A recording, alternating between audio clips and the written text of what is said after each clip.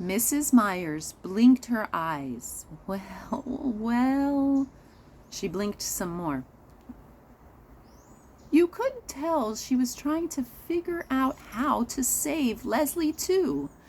Well, in that case, one could write a one-page composition on something else? Couldn't one, Leslie? She tried to smile across the classroom. Upheaval to Leslie, but it was no use. Class, class, class. Her Leslie smile shifted suddenly and ominously into a scowl that silenced the storm. She handed out dittoed sheets of arithmetic problems. Jess stole a look at Leslie. Her face, bent low over the math sheet, was red and fierce. At recess time, when he was playing King of the Mountain, he could see that Leslie was surrounded by a group of girls, led by Wanda Kay. He couldn't hear what they were saying, but he could tell by the proud way Leslie was throwing her head back that the others were making fun of her. Greg Williams grabbed him then, and while they wrestled, Leslie disappeared. It was none of his business, really, but he threw Greg down the hill as hard as he could, and he yelled to no one in particular, "I gotta go." He stationed himself across from the girls' room. Leslie came out in a few minutes. He could tell she had been crying. "Hey, Leslie," he called softly. "Go away." She turned abruptly and headed the other way in a fast walk, with an eye on the office door. He ran after her. Nobody was supposed to be in the halls during recess. "Leslie, what's the matter?" "You know perfectly well what's the matter, Jess Aarons." "Yeah," he rubbed his hair. "If you just kept your mouth shut, you can always watch at my..." But she had wheeled around again and was zooming down the hall before he could finish the sentence and catch up with her. She was swinging the door to the girls' room right at his nose. Jess slunk out of the building. He couldn't risk Mr. Turner catching him hanging around the girls' room as though he was some kind of pervert or something. After school, Leslie got on the bus before he did and went straight to the corner of the long back seat, right to the 7th grader's seat. He jerked his head at her to warn her to come farther up front, but she wouldn't even look at him. He could see the 7th graders headed for the bus, the huge, bossy girls and the mean, skinny, narrow-eyed boys. They'd kill her for sitting in their territory. He jumped up and ran to the back and grabbed Leslie by the arm. "You've got to come up to your regular seat, Leslie."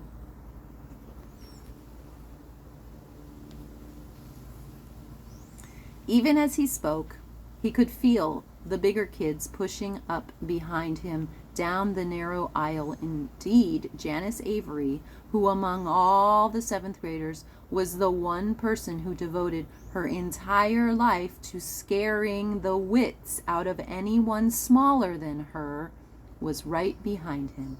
"Move, kid," she said. He planted his body as firmly as he could, although his heart was knocking at his Adam's apple. "Come on, Leslie," he said, and then he made himself turn and give Janice Avery one of those look-overs from the frizzy blonde hair past her too-tight blouse and her broad-beamed jeans to her gigantic sneakers. When he finished, he swallowed, stared straight up into her scowling face, and said almost steadily, "Don't look like there'll be room across the back here for you and Janice Avery." Somebody hooted. "Weight Watchers is waiting for you, Janice."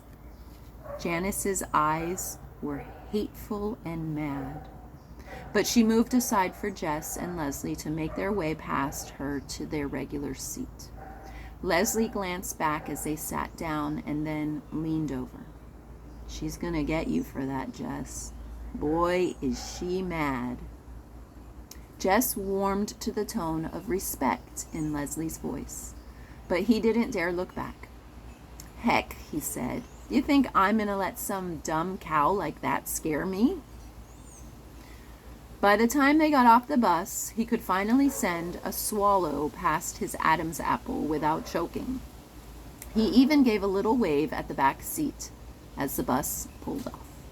Leslie was grinning at him over Maybelle's head.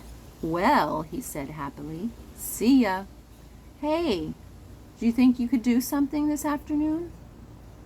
"Yeah, me too. I want to do something too," Maybelle shrilled. Jess looked at Leslie. No was in her eyes. "Not this time, Maybelle. Leslie and I have got something we gotta do just by ourselves today. You can carry my books home and tell Mama I'm over at the Burks', okay?" "You ain't got nothing to do. You ain't even planned nothing." Leslie came and leaned over Maybelle, putting her hand on the little girl's thin shoulder. "Maybelle, would you like some new paper dolls?" Maybelle slid her eyes around suspiciously. "What kind?" "Life in colonial America." Maybelle shook her head. "I want Bride or Miss America." "You can pretend these are Bride paper dolls. They have lots of beautiful long dresses." "Well, what's the matter with them?" "Oh, nothing. They're brand new." "Well, then how come you don't want them, if they're so great?"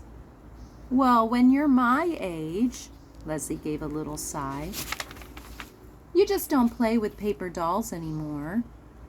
My grandmother sent me these. You know how it is. Grandmothers, they just forget that you're growing up." Maybelle's one living grandmother was in Georgia and never sent her anything. You already punched them out?" "No, honestly, and all the clothes punch out too. You don't have to use scissors." They could see she was weakening. How about," Jess began, "you coming down and taking a look at 'em, and if they suit you, you could take 'em along home when you go tell Mama where I am." After they had watched Maybelle tearing up the hill, clutching her new treasure, Jess and Leslie turned and ran up over the empty field behind the old Perkins place and down to the dry creek bed that separated farmland from the woods. There was an old crabapple tree there, just at the bank of the creek bed, from which someone long forgotten had hung a rope. They took turns swinging across the gully on the rope. It was a glorious autumn day, and if you looked up as you swung, it gave you the feeling of floating. Jess leaned back and drank in the rich, clear color of the sky. He was drifting like a fat, white, lazy cloud, back and forth across the blue. "Do you know what we need?" Leslie called to him. Intoxicated as he was with the heavens, he couldn't imagine needing anything else on earth. "We need a place," she said, "just for us. It would be so secret that we would never tell anyone in the whole world about it."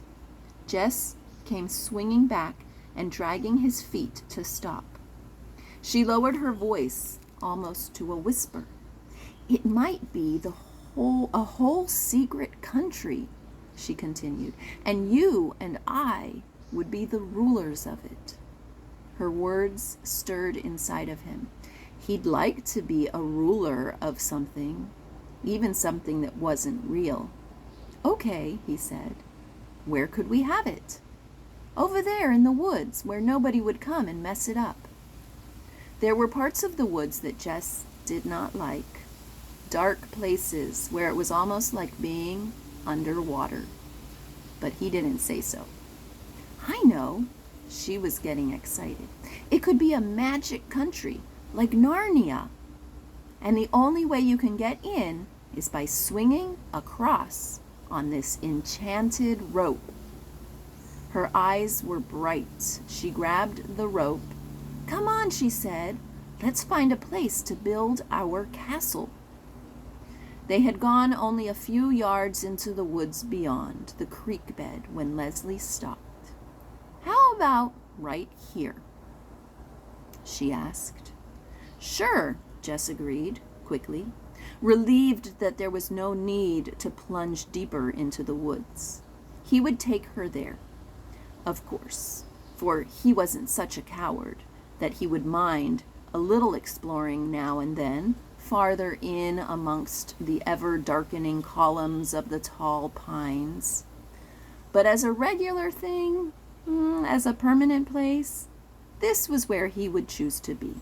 Here, where the dogwood, it's a type of flower, and red bud played hide and seek between the oaks and evergreens, and the sun flung itself in golden streams through the trees to splash warmly at their feet.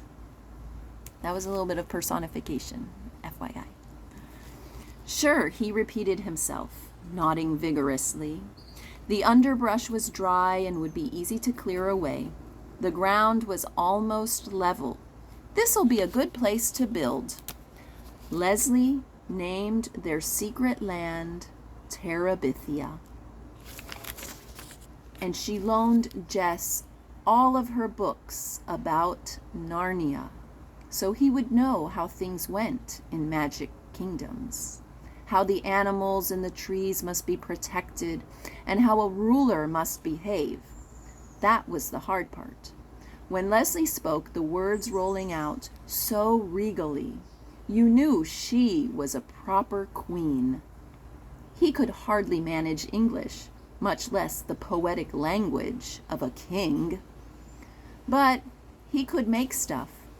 They dragged boards and other materials down from the scrap heap by Miss Bessie's pasture, and they built their castles in the castle in the place they had found, in the woods. Leslie filled a 3-pound coffee can with crackers and dried fruit, and a 1-pound can with strings and nails. They found 5 old Pepsi bottles, which they washed and filled with water, just in case, as Leslie said, of a siege. Like God in the Bible, they looked at what they had made and found it very good. You should draw a picture of Terabithia for us to hang in the castle, Leslie said. I can't. How could he explain it in a way Leslie would understand? How he yearned to reach out and capture the quivering life about him, and how when he tried, it slipped past his fingertips, leaving a dry fossil upon the page. I just can't get the poetry of the trees, he said. She nodded. Don't worry, she said. You will someday. He believed her because there, in the shadowy light of the stronghold, everything seemed possible. Between the two of them, they owned the world and no enemy.